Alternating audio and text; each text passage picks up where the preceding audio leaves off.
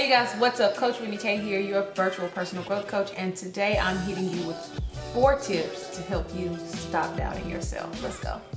So number 1, stop taking on other people's fears. Sometimes we can take on the fears of others without really having a reason to fear. They may not have been good at what you're trying to accomplish. They may not have known the process. So therefore, they may have failed because they were unprepared. You, however, have the opportunity to learn the process, figure out how you can do better, how you can improve, and how you can overcome the fear of something not going right. For example, a lot of people hate math. I myself have hated math for so long and feared doing it because I've always just heard, oh, math is so hard, math is so hard.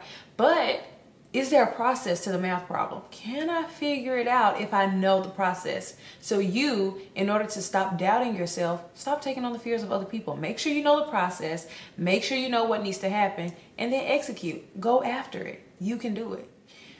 Tip number 2.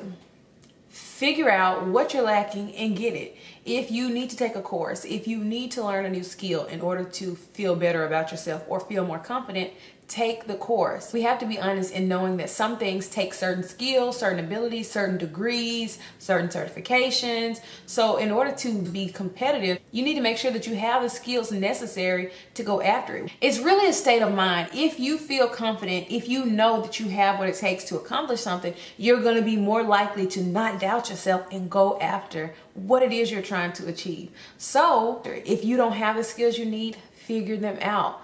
Get what you need in order to feel confident. That's going to help you stop doubting yourself.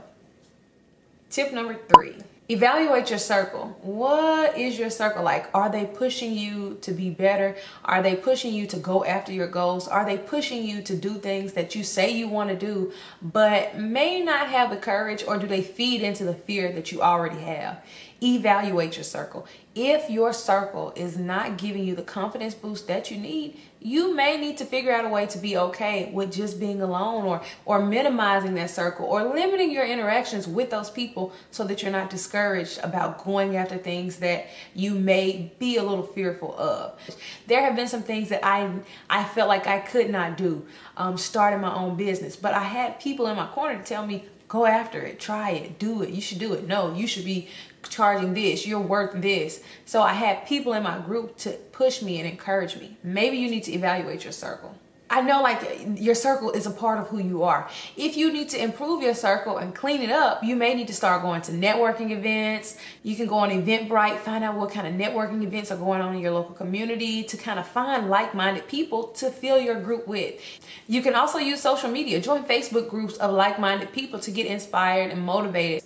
But you have to evaluate your circle. It's going to either propel you forward or hold you back. Number 4. And what I consider to be the most important one of them all is to rely on your faith. If your faith is shaky and you are not sure that this is something you're supposed to be doing, you're going to doubt yourself. But when you come through believing and standing firm on your faith, you're able to say, I know that this is the reason that God put me here. I know that this is the purpose that He has for me. And you can rely on His word to kind of guide you and give you peace throughout the situation. For example, James 6:1 says, but let him ask in faith without doubting. For any man that asks and doubts is like a wave driven and tossed by the wind. You're just going to be all over the place if you're not secure in what it is that you believe that you're supposed to be doing.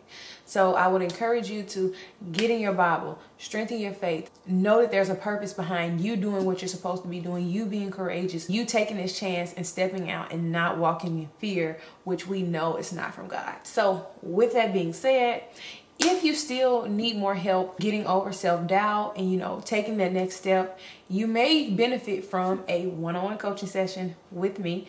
And you can find out more information about that at my website, www.purposefullyguided.co.